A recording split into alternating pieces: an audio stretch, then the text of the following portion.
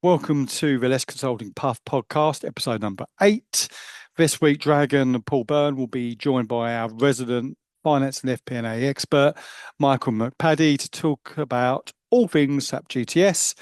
So SAP GTS is a product which has been in the SAP architecture for probably 3 decades. They're going to talk about the product in context of the ongoing trade war and sanctions and all that stuff going on between America and the rest of the world. We're not going to talk about the pros and cons and the rights and wrongs of what's going on at the moment, but we're going to talk about the value of SAP GTS. So I'm going to hand you over to the guys. I'm not participating because unfortunately I had to go and do some actual work, but I hope you enjoyed the podcast. Thank you.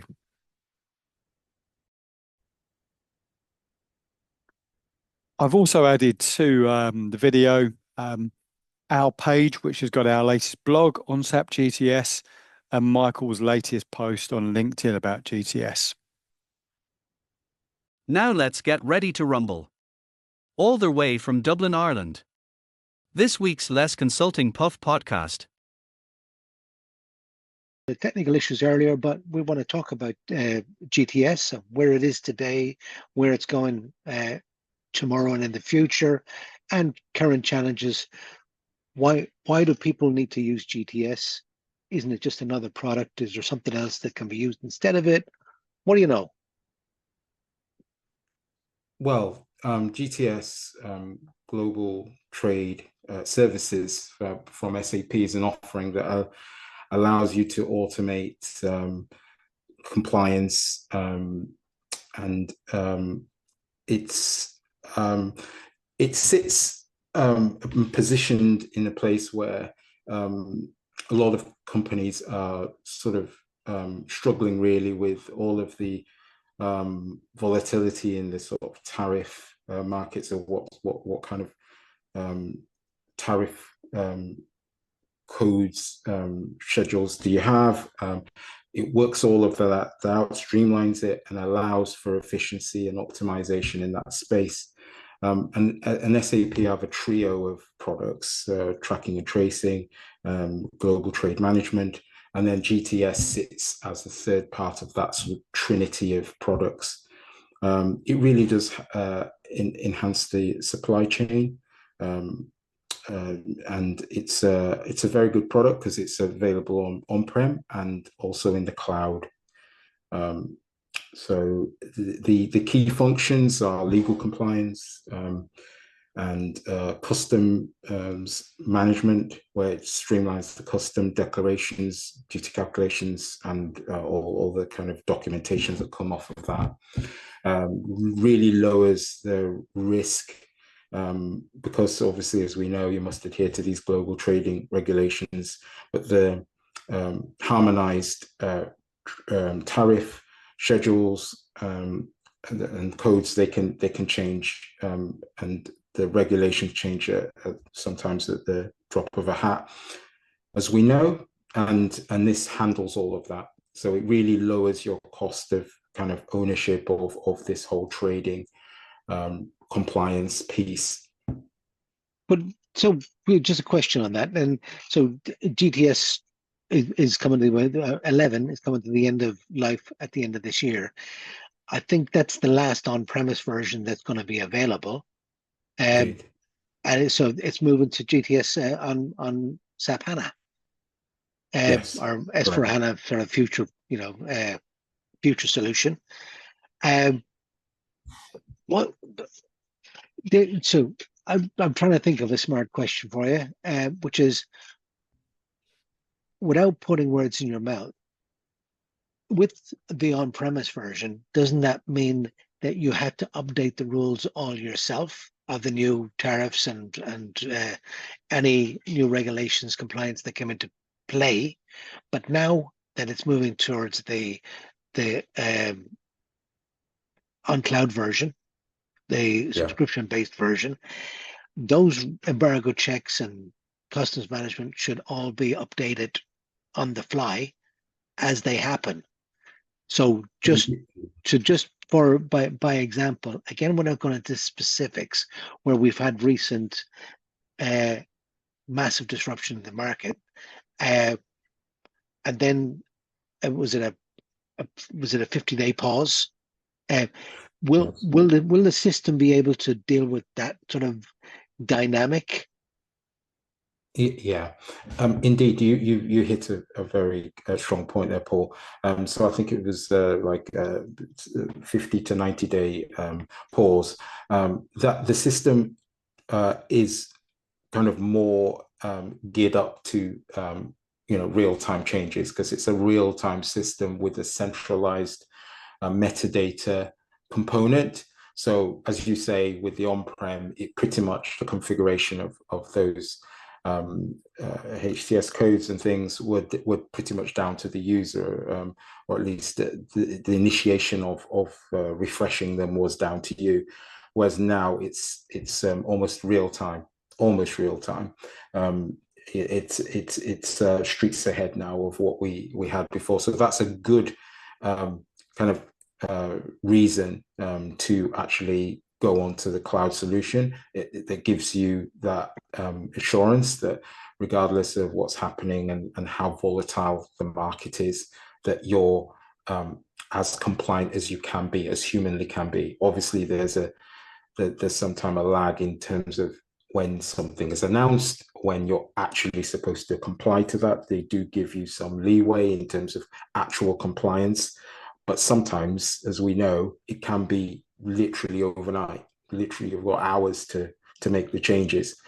And on-prem, you probably have significant challenges from that front, especially if you've got a distributed trading sort of network within the company, and different outposts would need to be communicated with, them, not necessarily all on the same ERP even.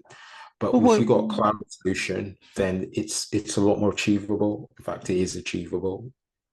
Well, I get all that, and I see the advantages of the online real time. But before, it wasn't just it was just a file that was sent out, or a downloadable, and you had to apply downloadable. it. Now Yeah. consider a company that has quite a lot of challenges in terms of that communication of that file. Like, what version of that file is that file? The latency of that. So even though it's a file, has it been loaded? How do you verify there's the right version of it if in 24 hours it all changes as it could because of the volatility of the market? Which version of that file are we on? All of that sort of data latency and synchronization is handled with a cloud solution. But okay, being the devil's advocate here, isn't it just like a virus update signature? Like in an antivirus, if you've got we're old enough to remember viruses like Lovebug and the wannabe viruses and all that sort of stuff. They come out and they took over the world in a pretty damn quick. So not to draw a direct comparison to that, but as politics change worldwide and trade wars happen, because they've always happened, therefore they always will happen, depending on the whims of a leader in any country. Makes no difference. If they for example, Brexit, there was significant challenges to the market then, and again, without getting into the politics there, there was a number of different iterations of the exit deal, therefore bringing in new trade restrictions to the UK, and on the other side to the European. And then they had the Windsor Agreement, for example. I'm just trying to draw a comparison there. So it was changing not as dynamically as it's changed in the last 2-3 weeks, but people managed by downloading a file and applying it. Yeah, but we are dealing in globalization, and at the end of the day, if you run a nearly real-time system, because you've got maybe you've got some slack and some leeway within your sales and distribution network that's fine. If that's the way you and your customers, I'm talking from the point of view of a company, as if I was talking to a company. At the end of the day, we're talking about pricing, right? So if you've got a company that manufactures parts and is supplying it to Honda or to Tesla or anyone, yeah, and the situation in terms of trade goes in your favor, and you're pricing yourself out basically from your competitors and so forth. Obviously, ultimately your customers are going to be quite happy, as long as they're not losing out. And whoever you're supplying it, if you supply at a cheaper price where you should be pricing slightly higher to cover your costs, they're not going to argue about that. It's you as a company that's losing out. And the other way, if you're charging them more, your customers are ultimately going to notice that at some point, and then they're not going to feel like you've made maybe all the efforts you need to make. So it's all about value-based pricing, isn't it? So you need to stay as close, if you like, to events. I mean, in the past, when there wasn't digitization of tech, everything was paper-based and things took months to happen and months to change. And people were happy with that because that was their expectation. There was not so much pressure on that value-based pricing. But now you're talking about people measure things in sometimes even, let's not even talk about hours and days, seconds and minutes in terms of that kind of digital trading that goes on. I get that, and that's a really good point. But let me give you the example you used, say Honda. They'll make the cars and the car parts in Japan or Korea or wherever, whatever location. Then they'll maybe ship them to Netherlands to be assembled. So the pricing is done at the manufacturing base to be sold to resellers, auto dealers in the UK, for example. I'm trying to keep the scenario as simple as possible. Yeah, so you've made the X, just call it 1,000 for just to round the numbers up. The product, when we send it to the Netherlands, it's our cost basis 1,000, right? Whatever 1,000 of what, it doesn't make a difference.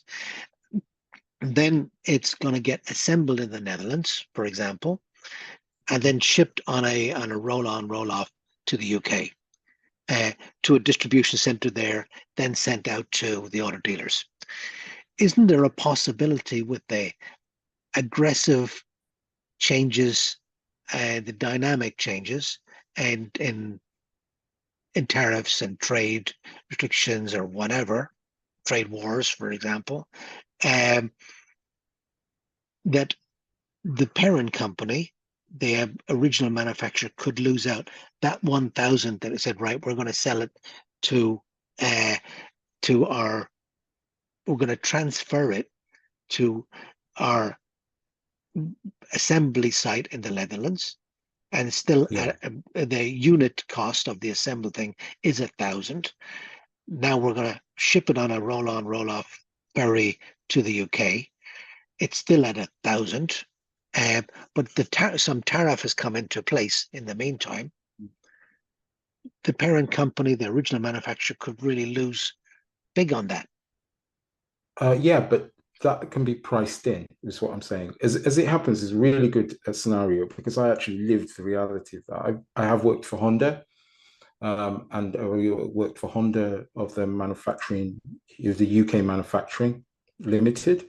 And we were getting parts from all over the world that were coming to the Slough plant, the engine plant, and the main car assembly plant.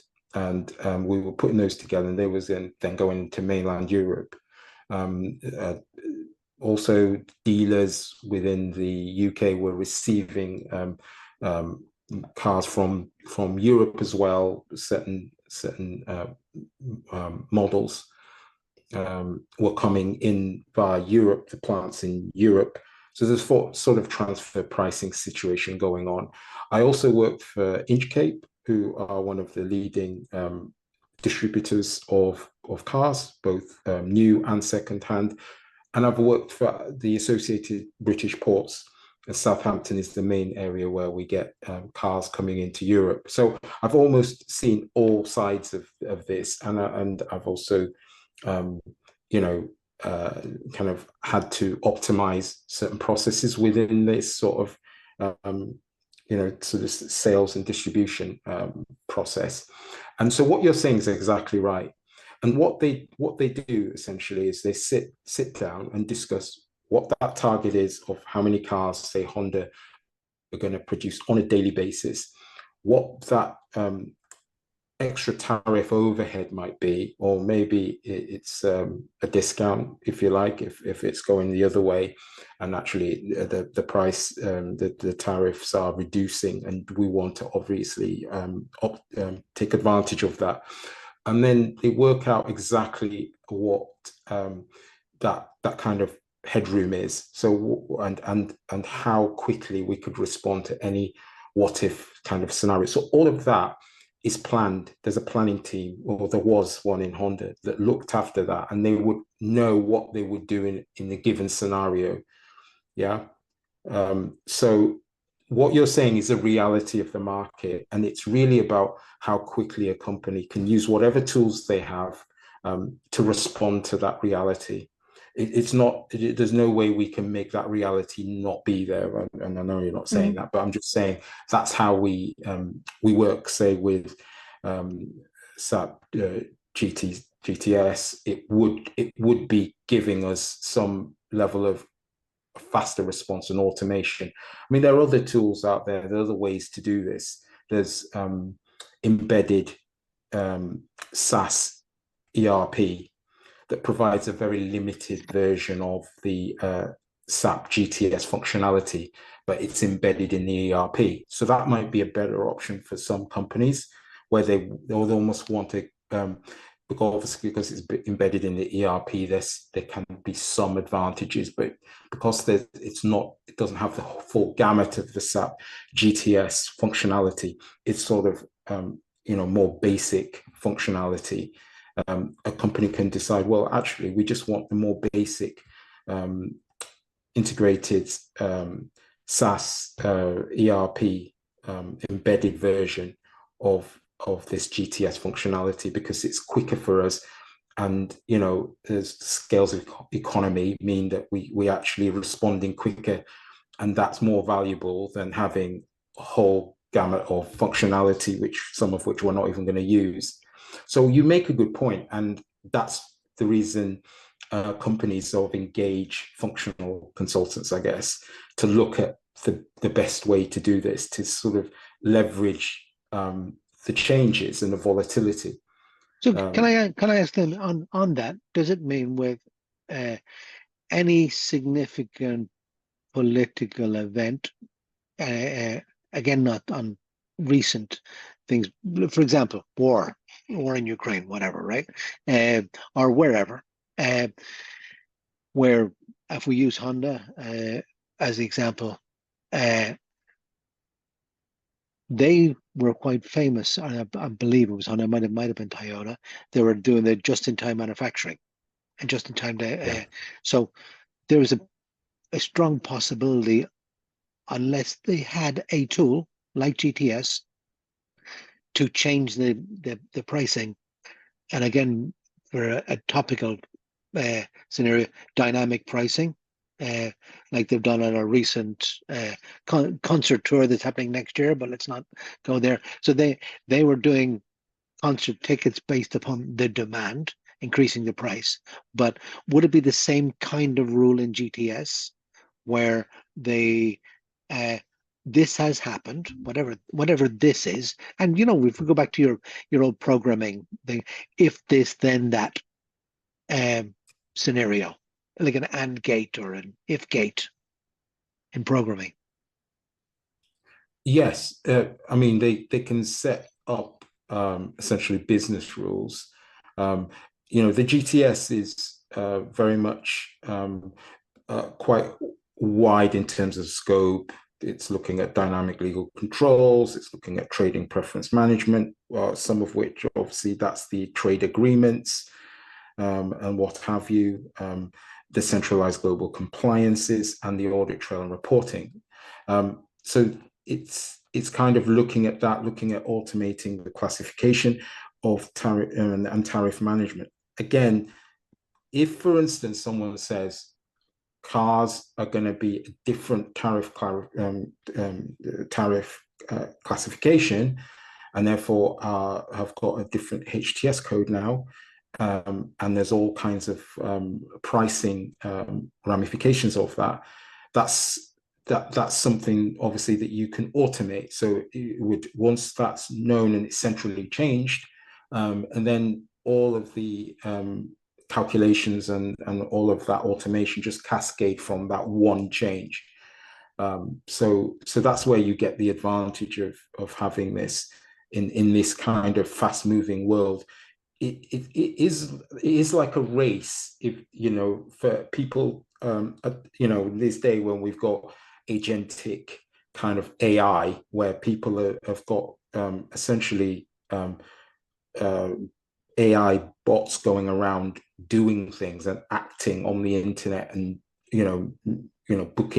booking people's restaurant tables and things like that. How do we use that in this kind of world where people measuring it by the second and almost by the even faster units of time, and people are no longer accepting the built-in kind of wait and see, or people just want to leverage. It's almost like we're trading stocks and shares.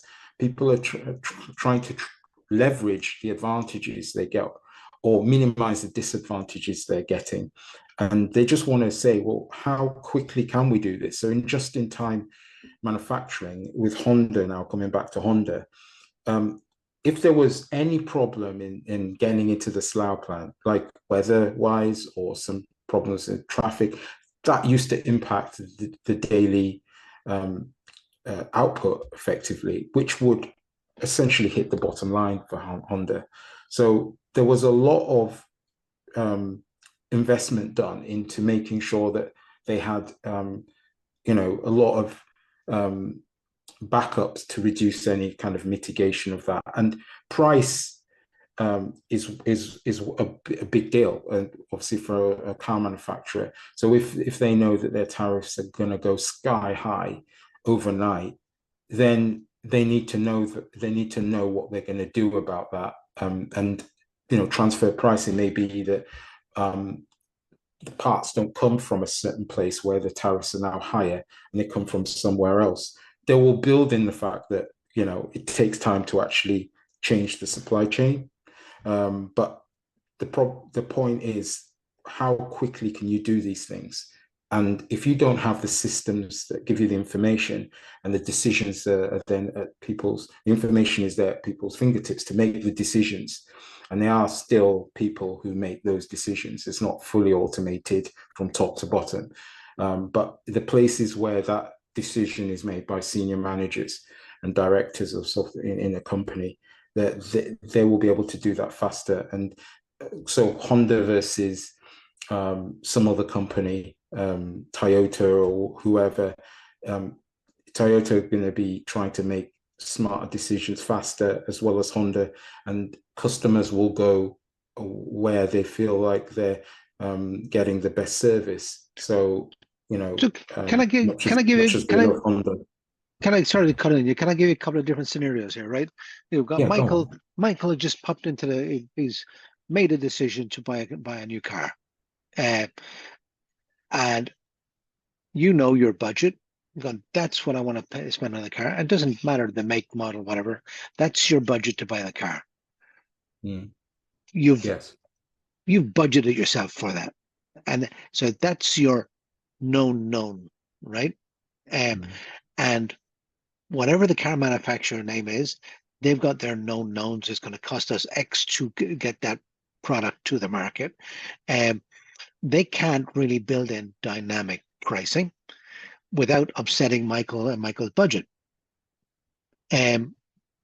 Because if that car is going to cost an extra 1,000, again, the currency doesn't make a difference. It doesn't matter where you live or whatever. It just, wherever in the world you are, you've got your budget to buy your car, and that's all you're prepared to spend on the car. Well, you've got a loan to get the car, whatever, right? That's all your bank is going to give you. So now that the dynamics have changed in the market for whatever reason, global supply chain, a ship stuck in the Suez Canal or the Panama Canal or whatever, a severe weather, does that not, you no longer have got known knowns, but now it's thrown your just-in-time manufacturing out the window.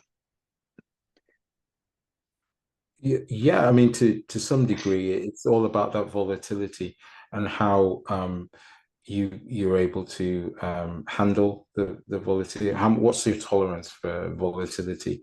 I mean, we can over-egg this to some degree because obviously every company targets of their group of customers. They have all the analysis for sales, and they know what that budget is for, say, assuming I'm their customer, what I can afford someone that does the kind of job in the sense in this social strata in this area of the UK would be able to afford something like this. They do a lot of analysis on that, so they know their customers very well, and then a lot of their products are being obviously manufactured with a big lead time so that they can absorb this kind of volatility in the market. And almost they do often in certain scenarios where it's gone in a negative way, and cost of production has gone up, or even just cost of service, they would absorb a lot of that, as a loss leader, because that's what companies do in order to keep market share and sort of weather that storm. So I think we're really talking about what between the good and the best, really. So what are companies prepared to weather? What is that tipping point at which they say, no, this is actually a downturn in our market. We are now experiencing something that we need to be prepared for. And all of that sort of planning it's done ahead of time. They know what the flags are, what the red flags are for, right, okay, we've reached a tipping point. Got it. No, that makes a lot of sense. I think we're going to have to wrap up here for now, because I think our Zoom is going to run out on us. But if I turn off the record for now,